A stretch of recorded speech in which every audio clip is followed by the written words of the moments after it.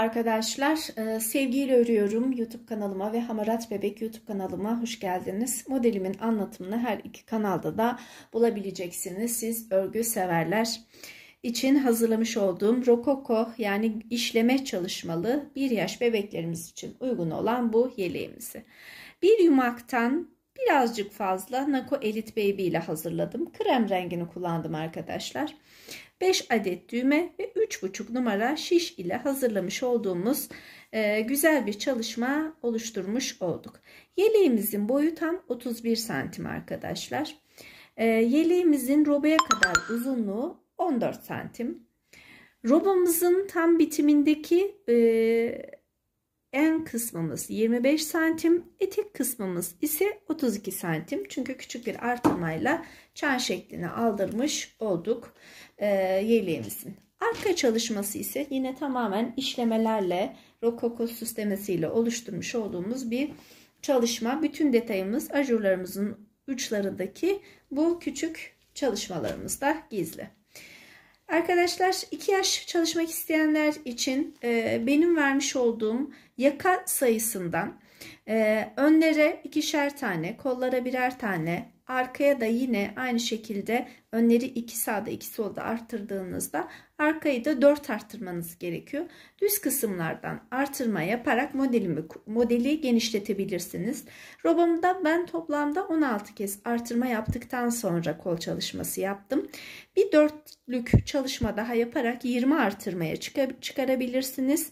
Ve boyunu da toplamda 5 model çalıştım. 6 model çalışarak rahatlıkla 2 yaşa ulaşabilirsiniz. Daha küçük çalışmak isteyen arkadaşlar için benim başlamış olduğum sayılardan düz kısımlardan birer ilmek eksilterek, arkadaki düz kısımdan yine 2 ilmek eksilterek, kollarımızı birer ilmek eksilterek ve ajurlarımızı toplamda 4 kez değil 3 kez çalışarak modelimizi 4 model boyu çalışarak da istediğiniz küçüklüğe ulaşabilirsiniz. Yani mantık olarak tamamen kullanmış olduğum düz kısımlardaki ilmekleri eksilterek istediğiniz sonuca ulaşabileceğiniz yapımı gayet kolay bir çalışma oldu. Şimdiden kolaylıklar diliyorum ve detaylı anlatımına başlayalım.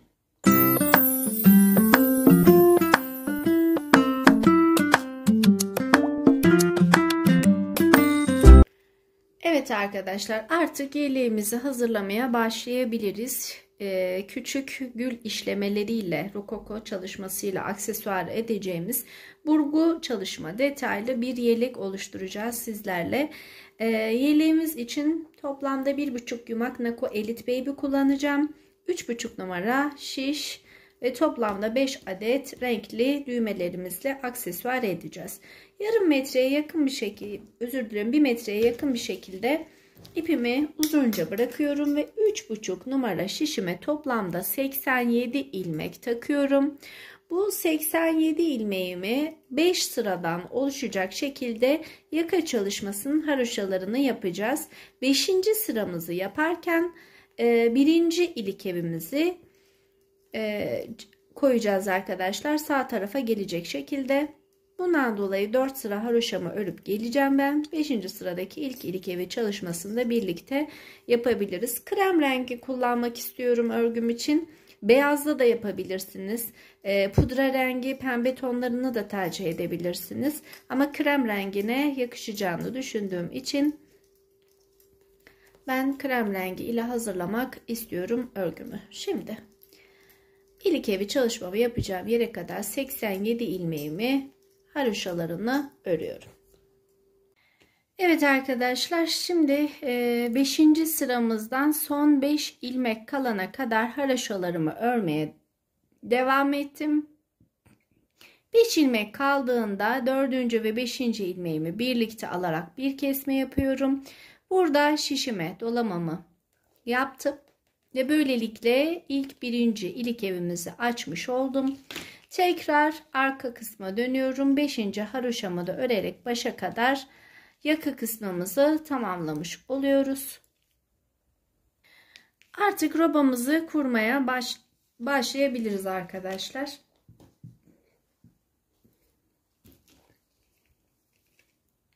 Şimdi Baştan 7 ilmek kenar patlarım için haroşa, örgüm bitene kadar haroşa olarak devam edecek. 3, 6, 7. Bu 7 ilmeği daima haroşa olarak öreceğiz. 8, 9, 10, 11, 12, 13.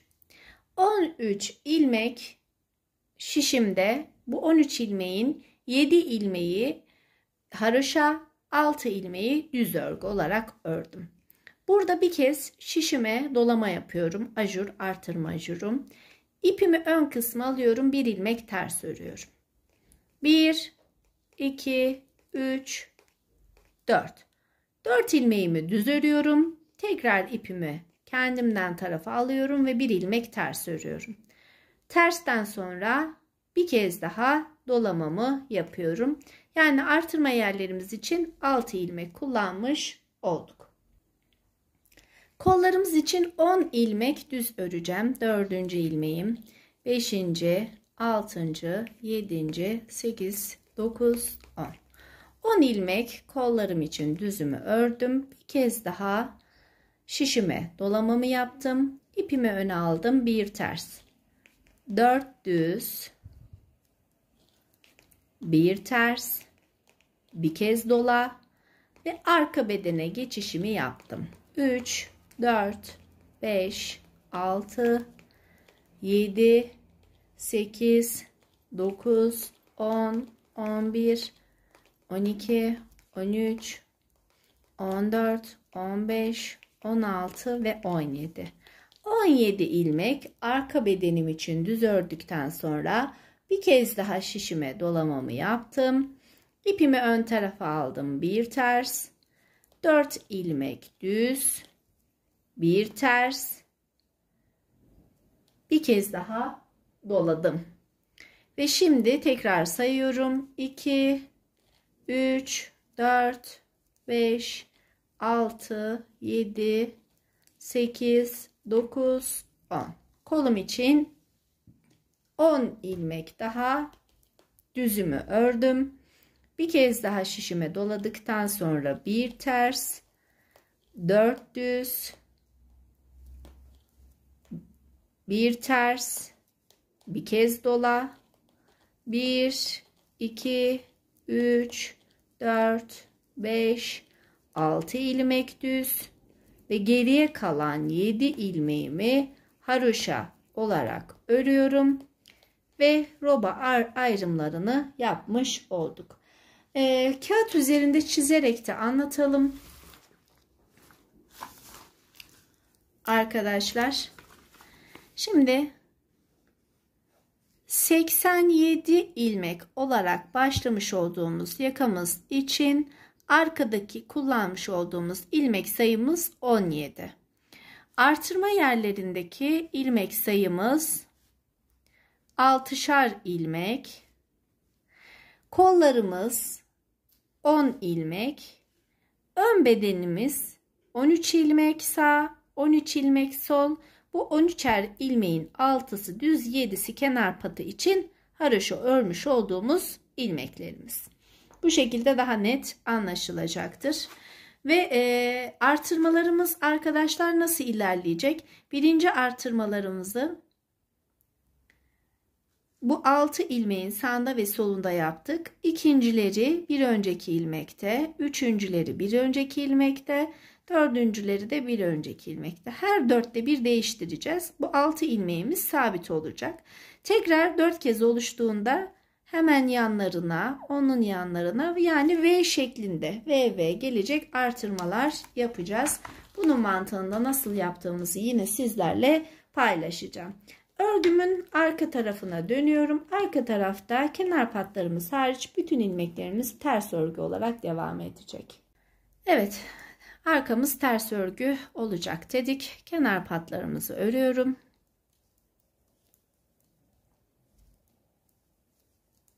İki, 3, 4, 5, 6 artırdığım ilmede gördüğünüz gibi 7. ilmeğimi de ters olarak ördüm.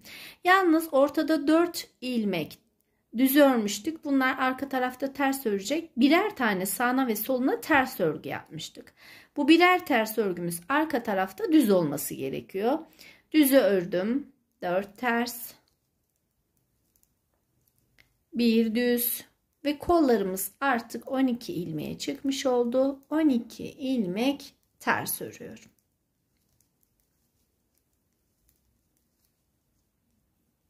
Artırma ilmeğim gördüğünüz gibi ters örüyorum.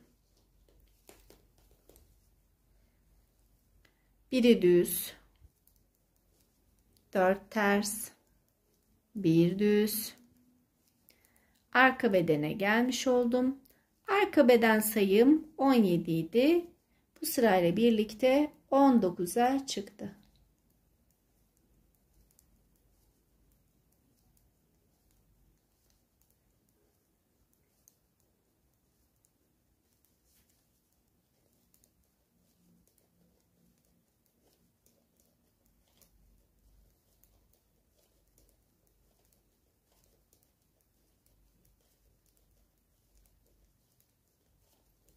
Yine diğer kolumuza geldik.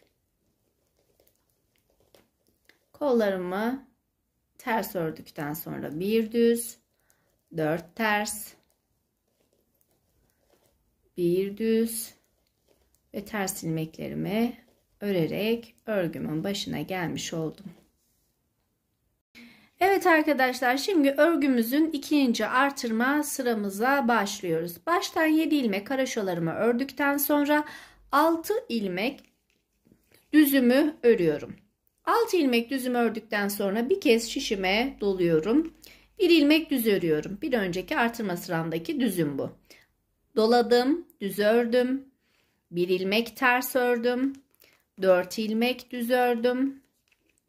Tekrar 1 ilmek ters, 1 ilmek düz ve ikinci artırmamı yapmış oldum. Ve ortada yine kollarım için düzlerimi örmeye devam ettim. 12 ilmek düzümü ördükten sonra bir kez doladım. 1 ilmek düz, 1 ilmek ters, 4 ilmek düz, 1 ilmek ters, 1 ilmek düz ve tekrar ikinci ajur artırmamı yaparak arka bedene başladım. 19 ilmek düzüm vardı. 19 ilmek düzümü örüyorum. Arka bedenim için.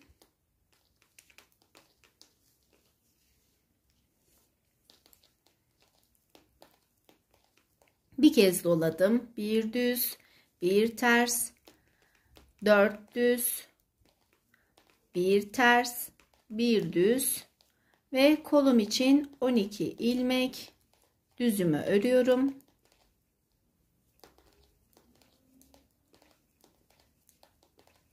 Doladım. 1 düz, 1 ters, 4 düz, 1 ters, 1 düz.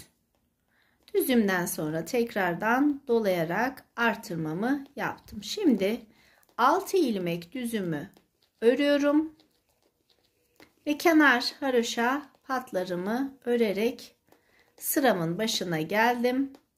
Ön yüzde ters örmüş olduğum ilmekleri arkada düz örerek ve geriye kalan ilmeklerimi ters örerek başa kadar ilerliyorum.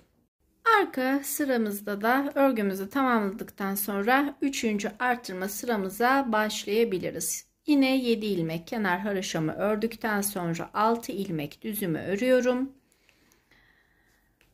Bir kez doluyorum. Bu doladıktan sonra 2 ilmek düz örüyorum. Çünkü V şeklinde sağa ve sola doğru artırmalarım ilerliyor.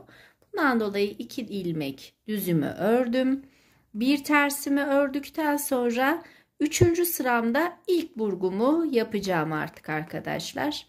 Bu 4 ilmeğin geride kalan 2 ilmeğini şişimden çıkarıyorum. İlk baştakini soldaki şişe, geride bırakmış olduğum 2 ilmeklik düzümü ise üstten yine soldaki şişime geçiriyorum ve bu 4 ilmeği düz olarak örüyorum.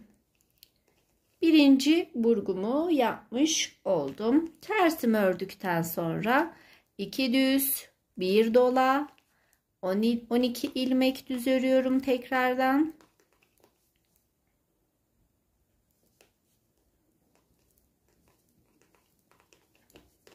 ...12 değil 10. Tekrar düzeltiyorum arkadaşlar. Çünkü başlangıç sıramızdaki ilmek sayımız 10'du kollarımız için. 10 ilmek düzümü ördükten sonra bir kez daha doluyorum. 2 ilmek düzümü örüyorum. Bir ters ve kolum için yine burgu çalışması yapacağım. 4 ilmekten oluşan. Gerideki 2 ilmeğimi bıraktıktan sonra üst kısımdan ön şişime tekrar takıyorum. Yani ikişerli ilmeklerin yerlerini değiştirerek bir çaprazlama oluşturdum ve 4 ilmeğimi düz ördükten sonra bir ters, 2 düz, bir kez dola ve arkadaki ilmeklerime gelmiş oldum. Arka bedenim için ayırmış olduğum ilmeklerimi de düz olarak örüyorum.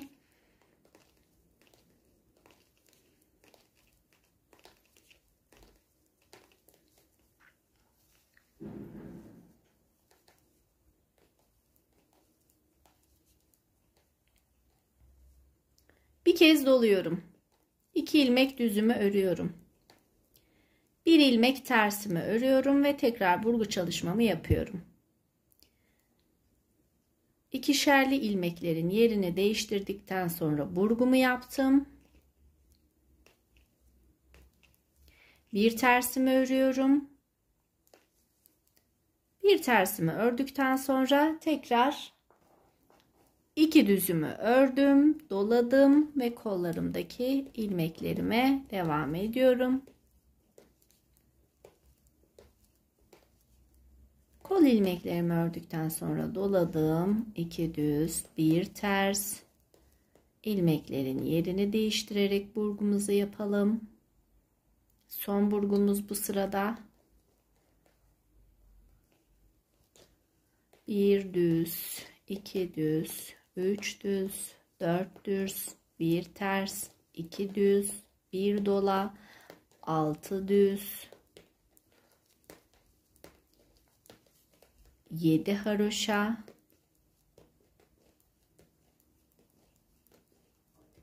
ve sıramı tamamladım ve son halini paylaşmak istiyorum sizlerle örgümün. Birinci burgu çalışmamızı yaptık ve V şeklinde gördüğünüz gibi artırmalarımız devam ediyor. Örgümde her 12 sıra haroşa arayla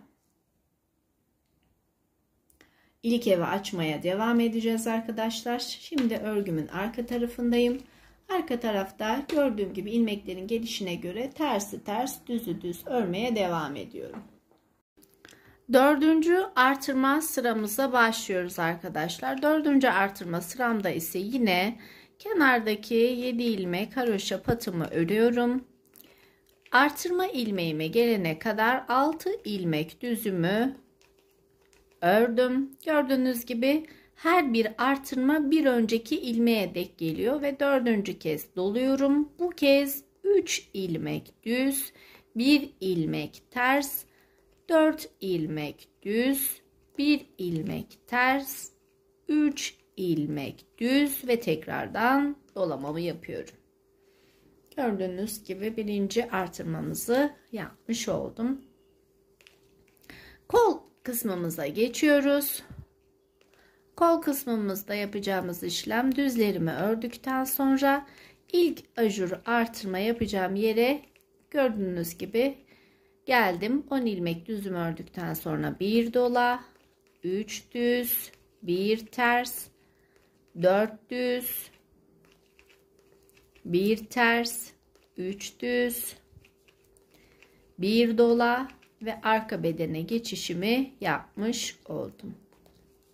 Arka bedendeki başlangıç sayım kadar 17 ilmeklik düzümü örüyorum. Artırma yaptığımda ilmeklerim çoğalmıyor arkadaşlar dolama yaparken. Neden? Çünkü V şeklini aldığı için artırmalarımız aslında ajurlarımızın sol tarafında devam ediyor. Doladım. 3 düz, 1 ters, 4 düz, burgu yaptığımız düzlerimiz bunlar. 1 ters, 3 düz, 1 dola, ve kol bedenimize tekrardan geçmiş oldum. Kol bedenimde 10 ilmek düzümü ördükten sonra bir dola, 3 düz, 1 ters, 4 düz, 1 ters, 4 düz, 1 dola, 6 düz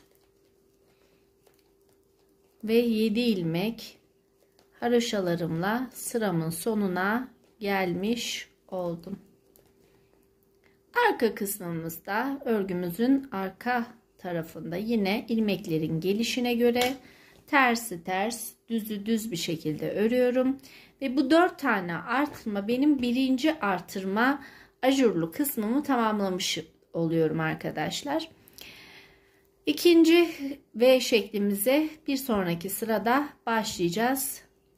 Burgularımızı ise bir sıra yapmıyoruz. Bir sıra sadece ilmeklerimizi düz ve ters örüyoruz. Tekrar ön yüze döndüğümüzde burgu çalışması yapıyoruz. Şimdi bu sıra sadece ilmeklerimi düz ördüğüme göre ön yüze döndüğümde hem burgu çalışması yapacağım hem de ikinci ajurlu kısmımıza geçeceğiz. Tekrar 5. artırma sırama başlıyorum arkadaşlar. 5. artırma sıramda baştan 7 ilmek haroşamı örüyorum.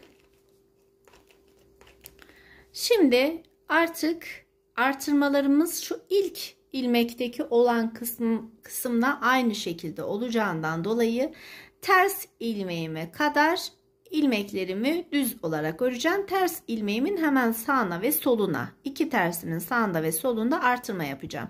Çünkü bu 6 ilmek benim ajurlarımın ortasındaki sabit ilmeklerim. Bundan dolayı 1, 2, 3, 4, 5, 6, 7, 8, 9, 10. 10 ilmek düzümü örmüş oldum. Bir kez doluyorum. İpimi öne attım. Bir kez ters ördüm. 4 ilmeğim için burgu çalışmasını yapacağım. Gerideki 2 ilmeğimi çıkardıktan sonra 2 ilmeğimi sol şişime ve sağ şişimden tekrar sol şişime 2 ilmeği üst kısımdan gelecek şekilde burgularımızı yaptık ve bir tersimizi ördük. Gördüğünüz gibi ikinci burgumu da yapmış oldum. Şimdi burgumdan sonra bir tersimi ördüm. Bir kez daha doladım. Kol ilmeklerime geçiş yapıyorum. 1, 2, 3, 4, 5, 6, 7, 8, 9, 10, 11, 12, 13, 14, 15, 16, 17, 18.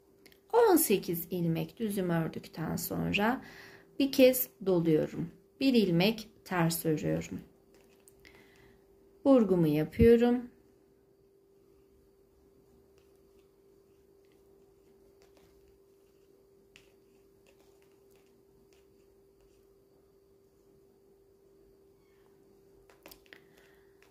Dört düzüm ördükten sonra bir tersimi örüyorum. Tekrar doladım.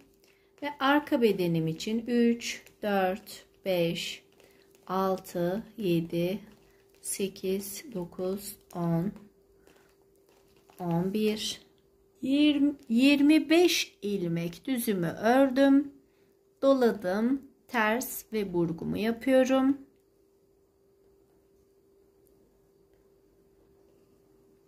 Burgumu yaptıktan sonra bir tersimi örüyorum. Bir kez doluyorum. Ve tekrar diğer kolum için düzlerimi örüyorum.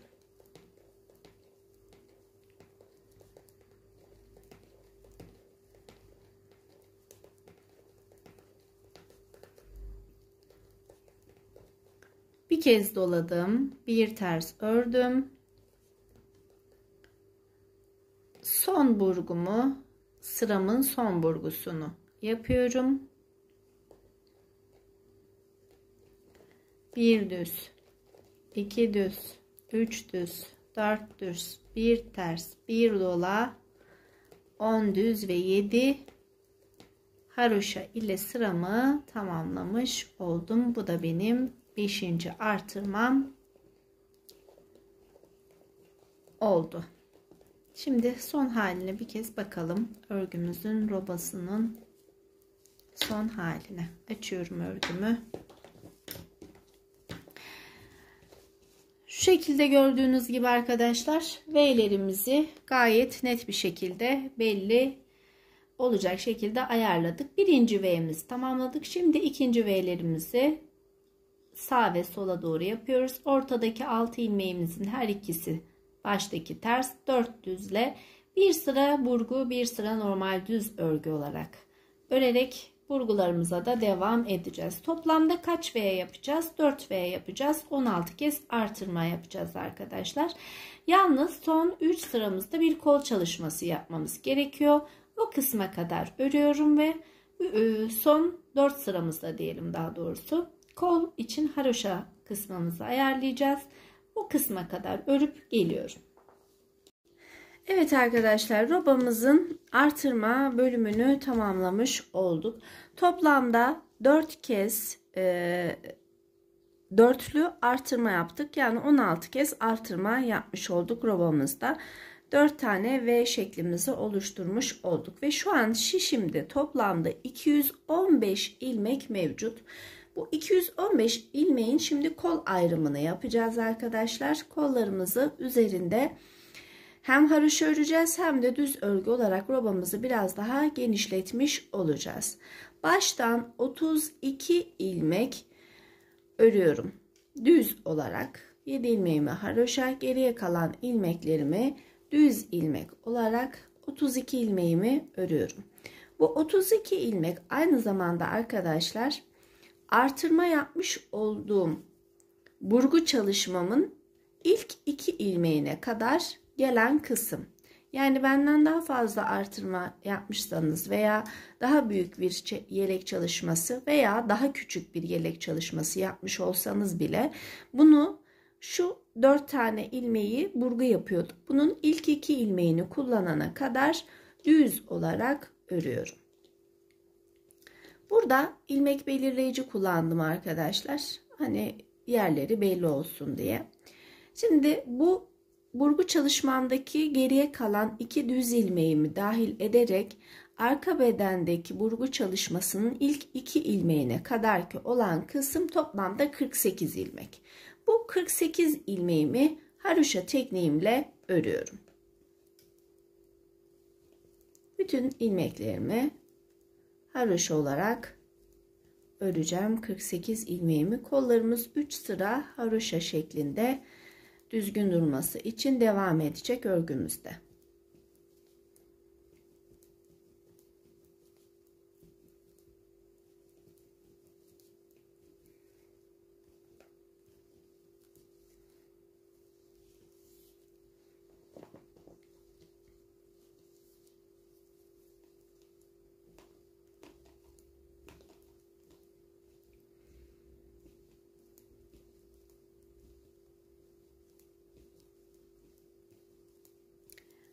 Arka beden kısmımıza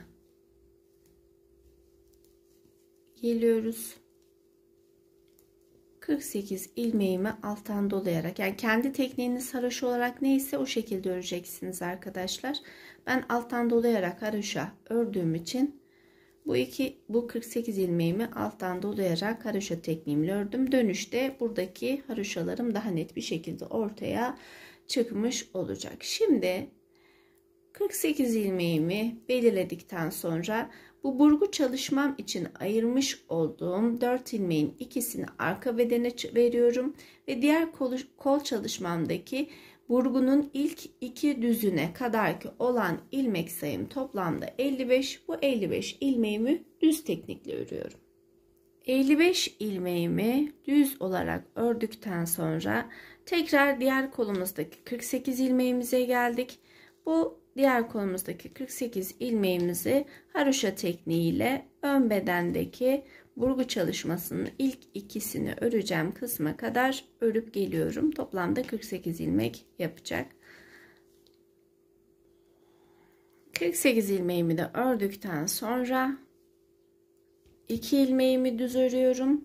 Gördüğünüz gibi 32 ilmeklik ön beden kısmımıza gelmiş olduk.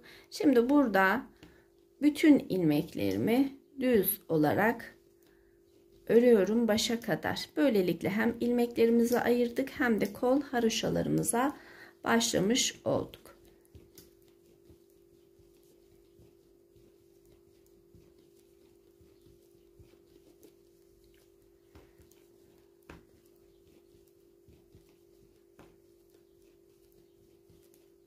Son 7 ilmeğimiz haroşa olarak kenar patımız. Örgümde geriye dönüyorum. Geriye döndüm. 7 ilmeğimi yine haroşa tekniğimle örüyorum. Ve ilmek ayracımın olduğu kısma gelene kadar, yani toplamda 32 ilmek olana kadar geriye kalan ilmeklerimi ters örgü olarak yapıyorum.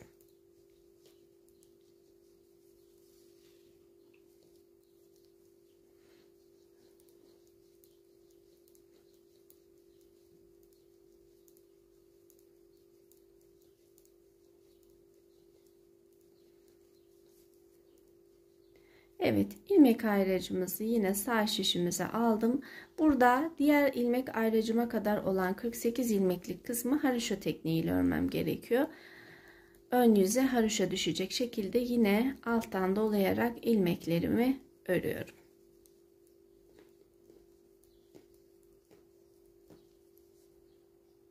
Yine 48'lik kısmımızı ördük. Arka bedene döndük ve arka bedende bütün ilmeklerimiz diğer kolumuza gelene kadar ters olarak devam edecek. Bu kısımları örerken videoyu durduruyorum arkadaşlar. Çok fazla vaktinizi almamak adına. Şimdi kola geçene kadar terslerimi örelim. 55 ilmeğimi de ters olarak ördüm. Ve geldik diğer kolumuza, 48 ilmekli kısmımıza.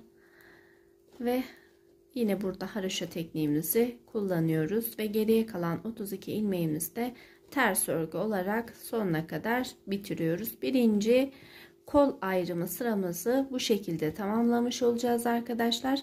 Toplamda bu işlemi 3 sıra devam ettireceğiz. Yani kollarda 3 diş haroşa oluşana kadar aynı sayılarla haroşaları haroşa, düzleri düz, arka kısımda tersleri ters şeklinde öreceğiz. 4. sıraya döndüğümüzde kesme işlemlerine başlayacağız. Gördüğünüz gibi kollarımızın birinci haroşa sırasını oluşturduk. Evet arkadaşlar, şimdi kollarımızı 3 diş haroşa olacak şekilde 48 ilmeğimizi ördük. 4. sıramıza döndüğümüzde başta 32 ilmeğimizi bıraktıktan sonra 48 ilmekten oluşan haroşalarımızın kesme işlemlerini yaptık ve örgümüzün arka tarafına dönmüş olduk. Şimdi kollarımızı kestiğimize göre artık kol altlarından örgümüzü birleştireceğimiz sıraya gelmiş olduk. Birleştirmemizi nasıl yapıyoruz? Ajurlu modelimize yine beden kısmında da devam edeceğiz. Burgulu kısmına devam edeceğimizden dolayı kol altında çok bir artırma yapmayacağız arkadaşlar. Çünkü bel kısmından sonra yeleğimizde yine artırma yapacağımızdan dolayı bir açma olacak.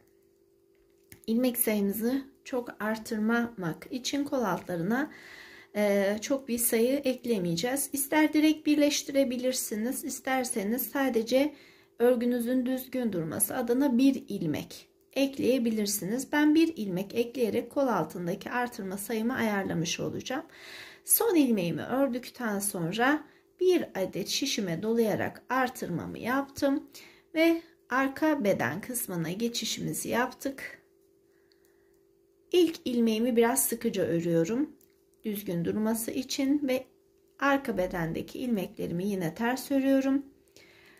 Diğer kolumuza geldiğimizde de yine bir ilmek artış sağlayacağım.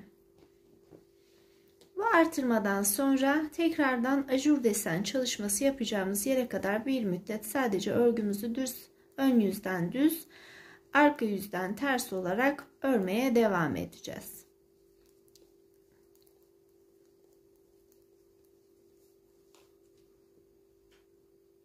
Yine diğer kolumuza geldim ve bir ilmek artışımı yaptıktan sonra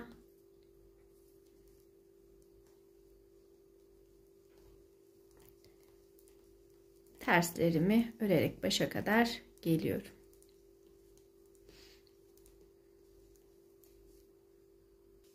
Evet, kollarda da birer tane ilmek artışından sonra robomuzu tamamlamış olduk. Şimdi 2, 4, 6, 8, 10 diş haroşa örmüşüm. 2 sıra sonra 3. ilik evimizi açacağız.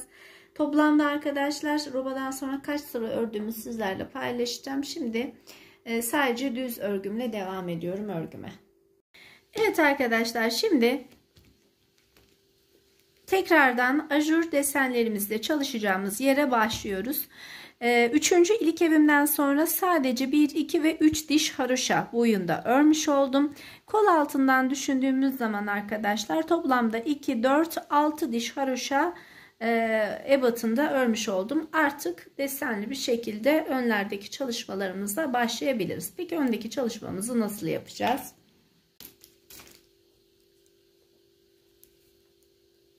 Baştan 7 ilmek haroşalarımı örüyorum. Bu 7 ilmek haroşalarım değişmiyor arkadaşlar. Baştan 1, 2, 3, 4, 5, 6, 7. 7 ilmek haroşa, 7 ilmek düz ördüm. Toplamda 14 ilmek örmüş oldum. Şimdi bu 14 ilmeği ördükten sonra şişime bir kez doluyorum. İpimi ön tarafa alıyorum. 1 ilmek ters. 1, 2, 3, 4. 4 ilmek düzümü ördüm. İpimi kendimden tarafa aldım. 1 ilmek ters ördüm ve tekrardan şişime dolamamı yaptım. Şimdi 1, 2, 3, 4, 5, 6, 7, 8,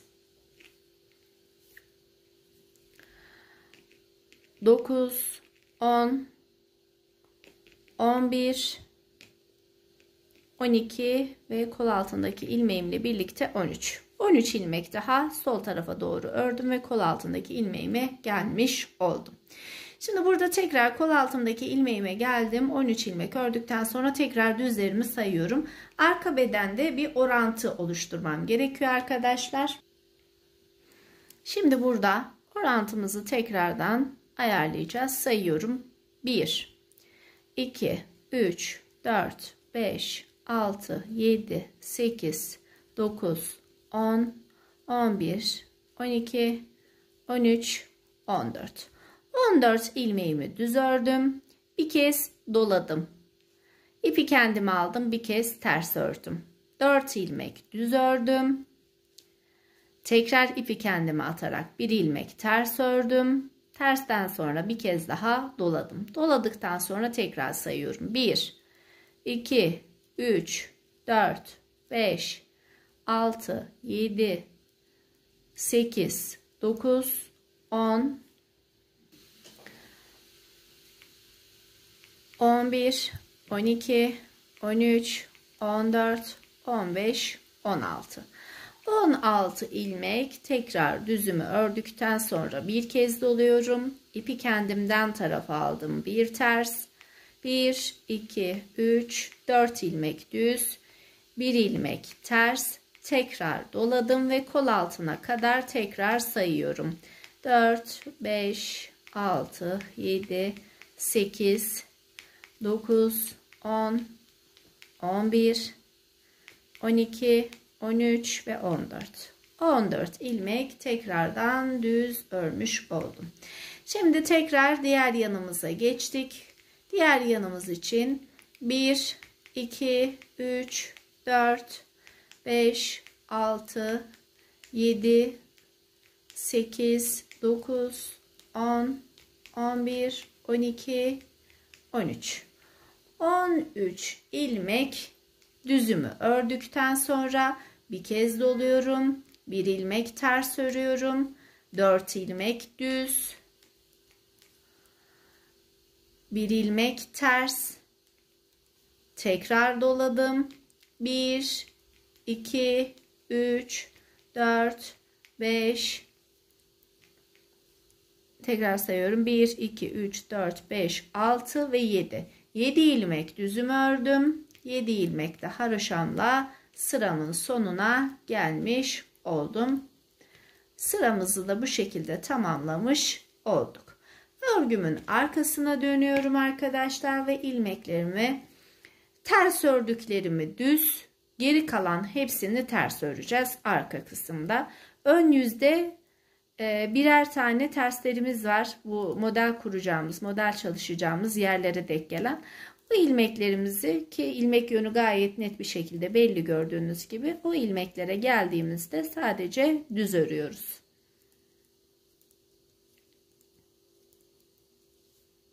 Şimdi ikinci model sıramıza başlayacağız arkadaşlar. Yalnız ilk 4 karemizde, yani V şeklimizde artırma yapacağız. İkinci modele başladığımızda artırmalarımız devam etmeyecek. Ajurlarımız devam edecek. Bir taraftan da kesmelerimizi yapacağız hep birlikte. Şimdi baştan 7 ilmek haroşalarımı ördükten sonra 1 2 3 4 5 6 7 ilmek tekrardan düzümü ördüm ve bir kez daha şişimi burada dolamamı yaptım. Bir düz ördükten sonra bir ters örüyorum. Ortada sabit 4 tane düz ilmeğim var. Bu düz ilmeklerime burgu çalışması yapıyorum.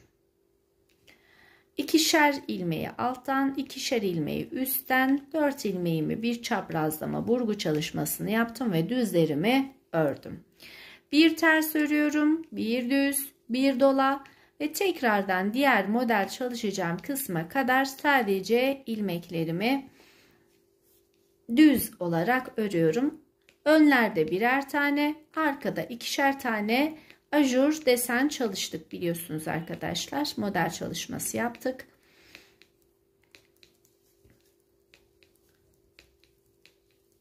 Artık saymıyorum. Çünkü ajurlarımın yerleri gayet net bir şekilde ilk kurulumdan sonra ortaya çıkmış oldu.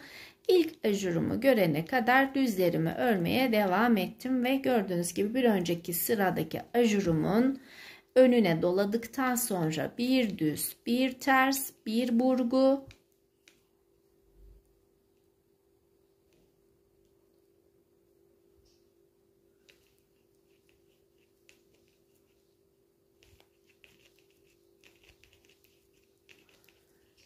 bir ters, bir düz, bir burgu ve tekrardan diğer burgu çalışmamıza kadar, ajurumu görene kadar ilerlemeye devam ediyorum düz örgüleri.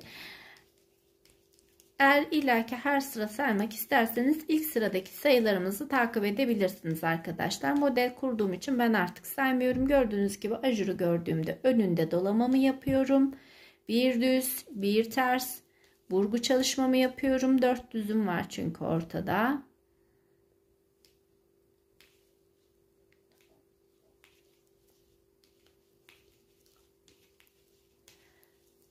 Tersimi ördüm, düzümü ördüm, doladım ve tekrar ön yüzdeki burguma kadar düzlerimi örüyorum.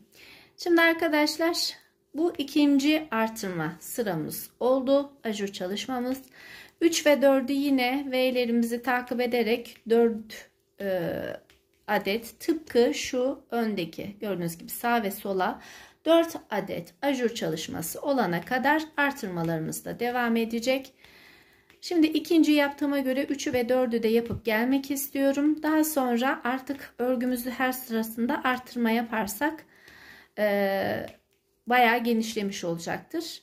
Hem artırma yapacağız hem kesme yapacağız ama ajurlarımız olduğu gibi devam edecek. İkinci ajura başlayana kadar örgümü örüp gelmek istiyorum. İkinci ajura birlikte başlayalım. İkinci model kurulumuna.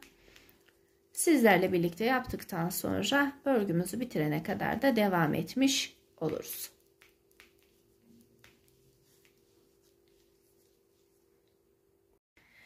Evet arkadaşlar şöyle açalım ve yeleğimizin son halini bir paylaşmış olalım. Gördüğünüz gibi birinci ajur desenlerimizi artırmalarımıza dikkat ederek yaptık. Herhangi bir kesme işlemi uygulanmadık.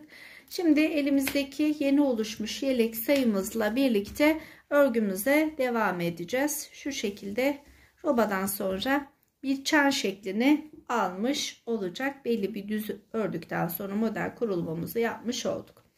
Şimdi bundan sonra ajurlarımız nasıl devam edecek? Bunun mantığını anlatalım. Kenar patımı örüyorum örgümde.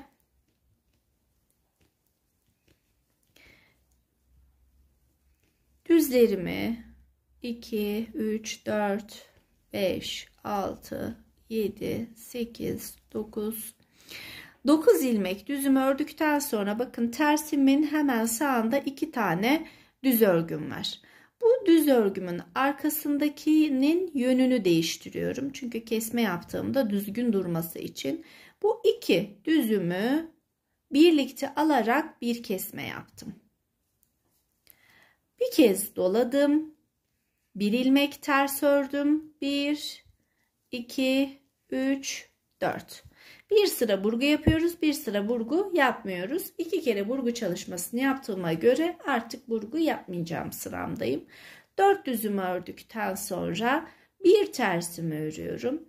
Bu tersimden sonra bir kez daha dolama yapmam gerekiyor şişime. Ajurum için tıpkı birinci sıradaki gibi doladıktan sonra sola dönük bir şekilde 2 ilmeği birlikte alarak kesmemi yapıyorum.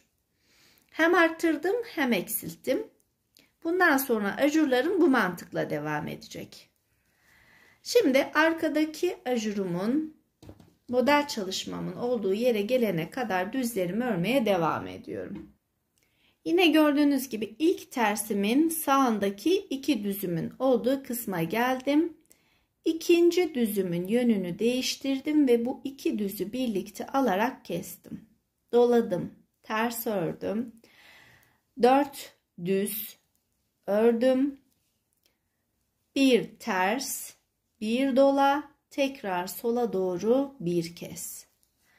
Şimdi tekrar arada ilmeklerimi düz olarak örmeye devam ediyorum ta ki şuradaki tersimden önceki 2 düz ilmeğime gelene kadar.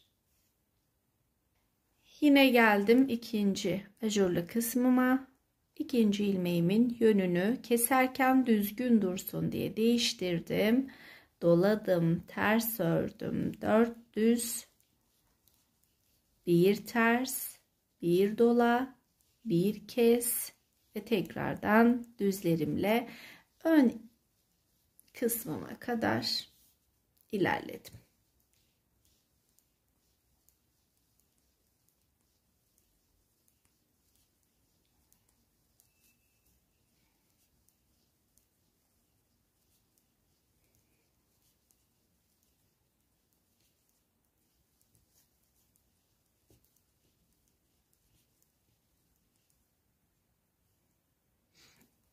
Evet, ipim de bitmek üzere. Yeni ipime geçişimi yapacağım.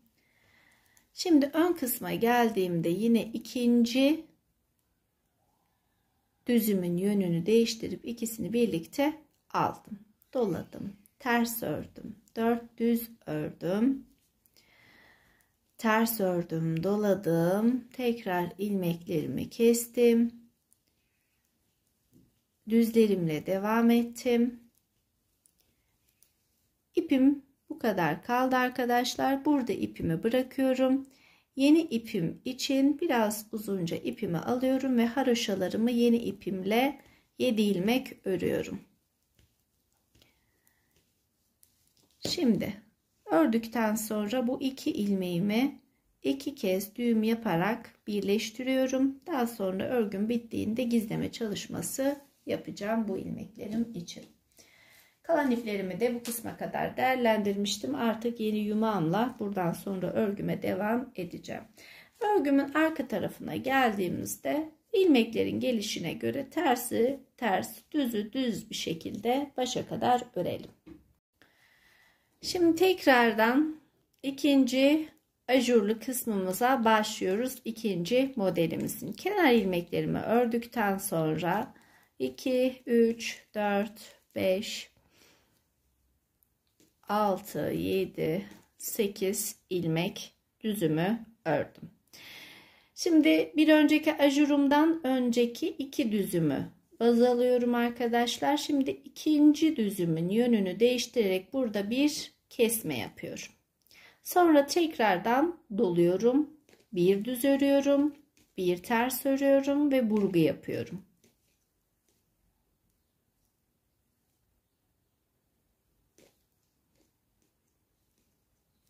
Burgumu yaptıktan sonra 4 düzümü örüyorum. Bir ters, bir düz, bir dola, bir kes ve ikinci sıramızda bu şekilde çalışacağız her modelimizde. V şeklinde olacağı için bu kısımda sağa doğru, bu kısımda sola doğru kayması gerekiyor ajurlarımızın. Bu kısımda ilk önce kesip doluyoruz. Bu kısmı örerken doladıktan sonra kesiyoruz ki ilmek artışı olmasın. Hepsi bu kadar. Şimdi tekrardan göstermek istiyorum. Arka bedendeki desen çalışmama gelene kadar ilmeklerimi düz örüyorum. Tekrar model çalışmalı kısmıma geldim. İkinci ilmeğimin yönünü değiştiriyorum. İkisini birlikte alarak kesiyorum. Kestikten sonra ilmeğimde azalma olmaması için doluyorum. Bir düz örüyorum, bir ters örüyorum. Burgumu yapıyorum.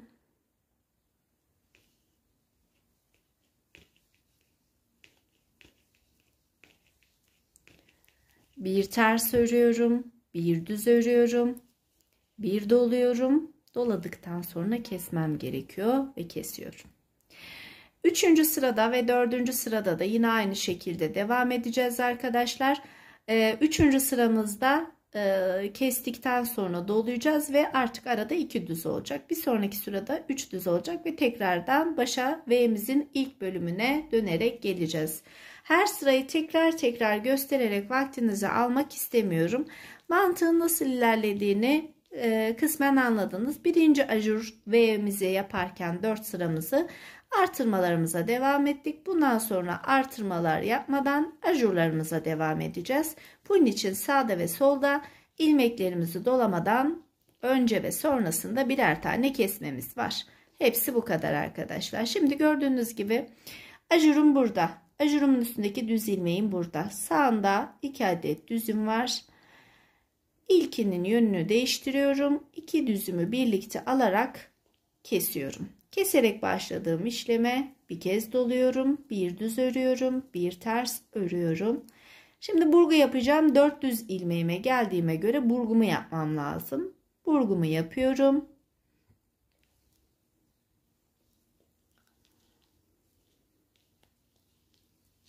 Dört düz olarak bir ters, bir düz, bir dola. Doladıktan sonra kesmem gerekiyor. Kestim ve diğer ajuruma doğru ilerliyorum. Şimdi yeterli boy mesafesine erişene kadar ajurlarımıza ve desenimize, burgumuza dikkat ederek ilerleyelim. Toplamda kaç tane model çalıştım? Kaç tane ilik açtım? Bunun detaylarını da etek boyunu tamamladıktan sonra sizlerle detaylı bir şekilde paylaşacağım. Yeleğimiz bittikten sonra bir püf noktamız daha var. Yeleğimizi rokoko işlemesi yaparak detaylandıracağız. İkincisinin yönünü değiştiriyorum. İkisini birlikte alarak kesiyorum, doluyorum. Bir düz, bir ters, 4 düzümü burgu.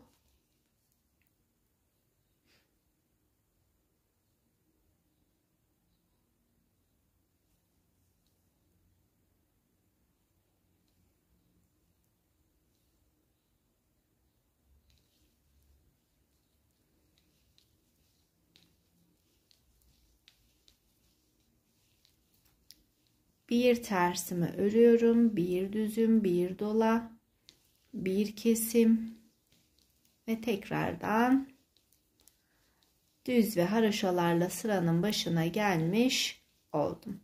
Bakıyorum 3. ilkevi açtıktan sonra 2, 4, 6, 8 haroşa ve 9. haroşa sıramı örüyorum. 12 diş haroşa arayla ilkevi açmaya devam ediyoruz bildiğiniz gibi. Evet arkadaşlar, yeleğimizin son haline gelmiş olduk. 3. ilkevimizden sonra 12 diş haroşa arayla 2 ilkevi daha açtık ve toplamda 5 ilkevine tamamlamış olduk. Model çalışmamızı ise toplamda ajurlarımızı saydığımızda 1, 2, 3, 4, 5 ajur model daha çalışarak yeterli boy uzunluğuna ulaştırmış olduk yeleğimizi. Şimdi rokoko işlemesi yapacağız arkadaşlar. Gördüğünüz gibi ben ilk taban yapısını oluşturmuş oldum. Renkli çalışmalarla rokoko şeklinde süslemiş oldum.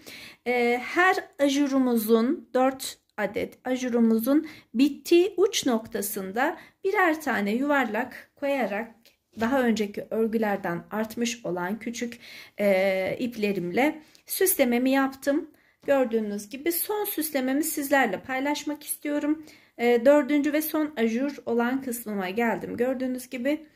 Şimdi bakın ajur kısmımızın 1, 2, 3, 4. 4. ve son kısmında uç kısmından iğnemi boşluktan çıkarıyorum.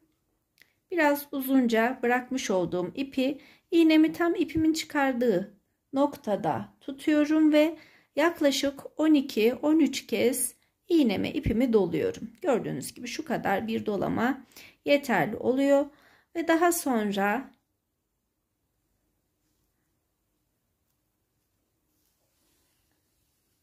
yuvarlağımı sabit bir şekilde buradan çıkarıyorum. Şimdi tam uç noktasından arkaya doğru geçireceğim ipimi. Tekrar uç kısmından çıkıyorum. Şimdi bu yuvarlağımın gördüğünüz gibi oluşturmuş yuvarlağımın ortasından da iğnemi bir kez daha geçiriyorum. Buraya sabitlemek istiyorum. Çünkü kullanırken güllerimiz kalkık bir şekilde dursun istemiyorum. Gördüğünüz gibi küçük bir yuvarlak oluşturmuş olduk. İğnemi arka tarafa sabitliyorum.